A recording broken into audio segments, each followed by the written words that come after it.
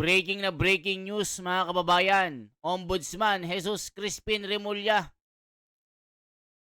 ipapadismiss itong si Joel Villanueva sa pagkasenador. Dahil isa rin po si Joel Villanueva sa mga allegedly sangkot sa anomalya ng flood control dito sa Bulacan. So ngayon mga kababayan, ito daw ang kahilingan ng taong bayan. Ano kaya ang mga kwento sa likod ng istorya ng mga kwentong ito? Yari mga kababayan, kayo ba? Anong masasabi nyo? Ito po yung just in, Remulla try to enforce now. Ombudsman dismissal order versus Joel Villanueva. Halaka, panoorin po natin. All right. Now, talking about other senators, you mentioned Senator Joel Villanueva. I want to ask you, because the ombudsman at one point ordered the dismissal of Senator Joel Villanueva, which was never acted upon. He's now implicated in a similar controversy. First, what happens to the old order, and what happens now to new issues against him?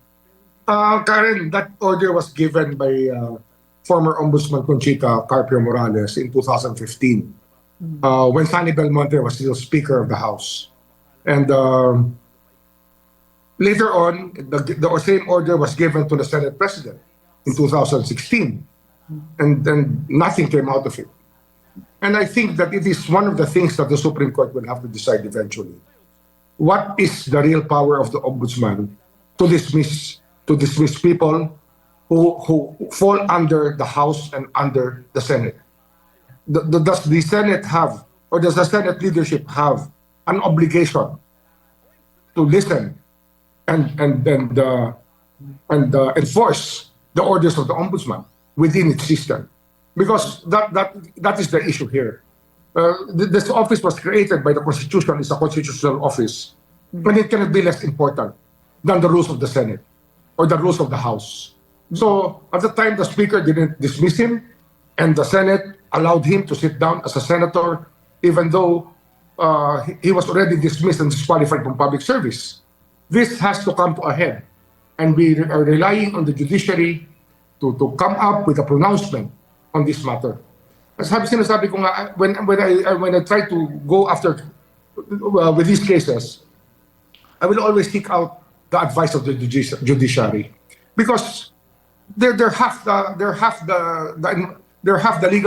legal system that we have. Sila talaga yung dapat nagsasabi na ito ang dapat gawin diyan, o dapat diyan dalhin niyo sa COMELEC kung sasabihin nila para hindi na yan makaupo. But they have to lay down guidelines in this matter. They're not perfect. The judiciary is not perfect. But at least we have a working judiciary that can decide controversies of this magnitude. Oo. If I were to ask you, what do you believe is the power of the ombudsman under the Constitution? Halimbawa, meron kayong inutos, it doesn't have to be Senator Villanueva, kailangan ma-dismiss, nakaupong senador. What do you believe kung ano ang tama? Kasi paano nga yun? Halimbawa, ayaw dapat yan Karen, that should be enforceable immediately by a letter containing the decision given to the Senate President. And the Senate... Mga kababayan, ang tanong po, may kapangyarihan ba ang ombudsman na mag-dismiss ng isang ibinoto na senador ng taong bayan? Sa tingin nyo po mga kababayan, may kapangyarihan ba si Boying Remulla bilang ombudsman na mag-enforce ng dismissal order upang mapababa si Joel Villanueva sa mga kaso na allegedly ay sangkot po siya sa korupsyon ng flood control dito sa mga project ng Bulacan, na mga ghost project? Paano naman yung iba O tignan nyo mga kababayan yung program ha, yung direksyon.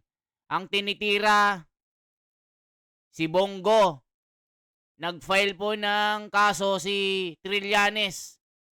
Na ayon naman kay Remulla, pag-aaralan niya.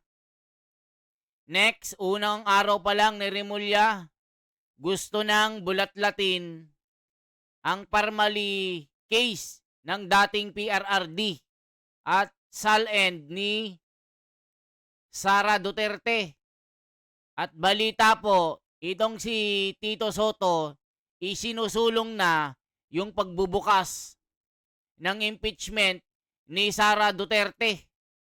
So ito po yung kwento mga kababayan. Sabi po kasi ng magagaling na mga observatory or nag-o-observe dito sa sistema ng politika natin na italaga po si Boying Remulla bilang ombudsman para walisin yung kalaban sa politika ng administration. So nakikita nyo mga kababayan, yung mga sangkot na mga tunay na culprit ng kawatan pagnanakaw sa gobyerno, wala po. Walang nangyayari, puro imbestiga, pati ICI, wala pang nakakasuhan. Yung pinaghirapan ni Marcoleta bilang chairman noon ng Blue Ribbon Committee, inagaw ng mga bulagaan na walang alam. So ngayon, makikita nyo po yung kwento, itong si Joel Villanueva kasi, bumoto ito para hindi ma-impeach si Sara Duterte. Ngayon, itong si Bongo, isang kanang kamay or malapit na kalyado ng mga Duterte. So isipin nyo mga kababayan, i-check po natin, ituloy pa natin, bakit i-enforce ni Boying Remulla ang dismissal order kay Joel Villanueva sa pagkasenador? Alaka. The president should be the one to enforce it. That is the only way to do it. Kailangan, Ano Karen, dapat? that should be enforceable immediately by a letter containing the decision given to the Senate President. And the Senate President should be the one to enforce it. That is the only way to do it. And then, of course, I guess we the will have to go to person, court. We will try it now. yes, We will try to enforce it now. We will write a letter to the ombudsman, to the Senate President, ask him to enforce a long a letter that was supposed to have been sent long ago, and ask him now to enforce that order. So ibig sabihin mga kababayan, pag si Remulla po sumulat po ng itong dismissal order, gumawa na po ng memorandum of dismissal order, ipapasa po kay Senate President Bulagaan Soto na scholar ng Recto, si Tito Soto na daw ang bahalang mag-enforce. Nako mga kababayan, alam na this. Kaya nilang ipadismiss itong si Joel Villanueva without the facts and evidence mga kababayan, na name dropping lang po ang nangyari. Nako po mga kababayan, delikado itong si Joel Villanueva. Kaya nilang ipadismiss ito. Grabe ito mga kababayan. Because that is the way it works. They have to respect. We have to respect each other here. We respect their rules. We respect the way that they conduct business. We respect the independence of the Senate. But the design of the government is that the ombudsman is there to protect the people. And we all are there to serve the people. O mga kababayan, mag-react po tayo doon na the ombudsman is there to protect the people. Anong nangyari? Protect the people. Yung mga testigo ni Marcoleta na tumutumbok sa mga totoong magnanakaw, bakit hinarang nyo ni Ping Lacson pati si Diskaya na mga inilahad na 17 na congressman, pinangalanan yung mga malalaking buhaya na gagawin pang state witness ng ICI. Sinasabi ni Boying Rimulya dito na to protect the people. Sinong people? Nako mga kababayan, ito delikado po ito si Joel Villanueva. Nako, yari. Sabi ni Boying Rimulya, to protect the people. Para ma-dismiss itong si Joel Villanueva, para protektahan daw ang taong bayan. Sinong taong bayan? Hala ka. Alam na this. So it has to come to a head sooner or later. Okay, I want to make this clear because you're announcing something new today. Mhm. Are you saying that you will write to Senate President Tito Soto, I guess, is it today or within the week, to immediately enforce I will the try to have it done today so I can deliver it to him tomorrow when I go Okay. to the Senate, because we have a budget hearing at the Senate.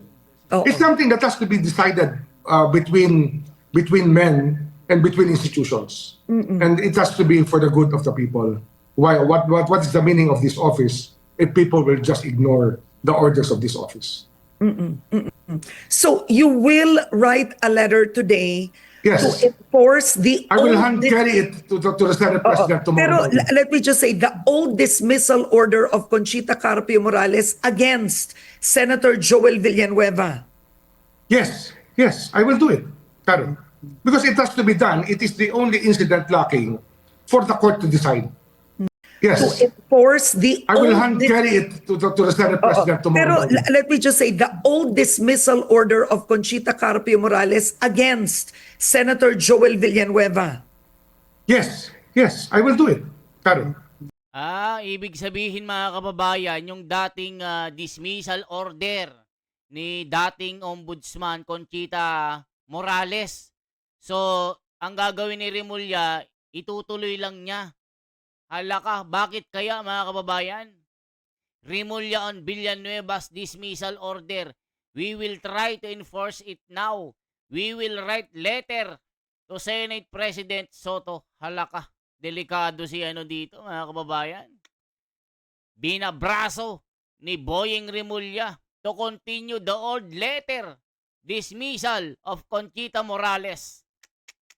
Grabe na mga kababayan ang political system sa Pilipinas. Kakaiba. Pagkalaban ka, ligwak ka. Pagkampi ka, mabango ka. Hala ka. Because it has to be done. It is the only incident lacking for the court to decide. So there's a justiciable controversy. We have to create it. We cannot just stand there and be a bystander. We have to be the active participants to trigger a response from the court. Okay. All right. Now, you may have the Senate once again acting as a body protecting their own. What would you do when it repeats itself? Well, we will go to court. We will go to the Supreme Court. It is really meant to go to the Supreme Court if they do not obey. And chances are they will not obey. Because it's a collegial body that decides only on political matters when it comes to decisions like this. So it has to become a justiciable controversy for the court to decide. So if they refuse to do it or it's not enforced, the vote is not gotten, then we will ask the courts about how the hell do we enforce an order from the ombudsman when it's final in the secretary. So yan mga kababayan ang kwento. Anong masasabi nyo po dito sa mga plano ni Rimulya? After po nito mga kababayan, ang hahabulin nila si Bongo at Sara Duterte. Lahat po ng mga kaalyado ni Sara Duterte na no to impeachment, yung mga pumirma, unti-unti nilang ginagapang para by the end of 2025, 2026 po, sisimulan na nila ang balak nila na bubuksan ng impeachment. Ito po yung nakaprogram na balak po nila. Yari mga kababayan. Ano na kaya ang mangyayari sa Pilipinas? Pero yung mga totoong problema ng pagnanakaw sa gobyerno, walang malinaw na solusyon ang kanilang inaatupag. I-demolish yung mga kalaban nila sa politika. Mga kababayan, ano ang sa tingin nyo? Tama ba ito na gagawin ni Remulla na ipadismiss si Joel Villanueva na binoto ng taong bayan? Mag-comment po kayo. Yan lamang po ang ating bahagi. Salamat po. Ako si The Wonders Philippines. Mabuhay.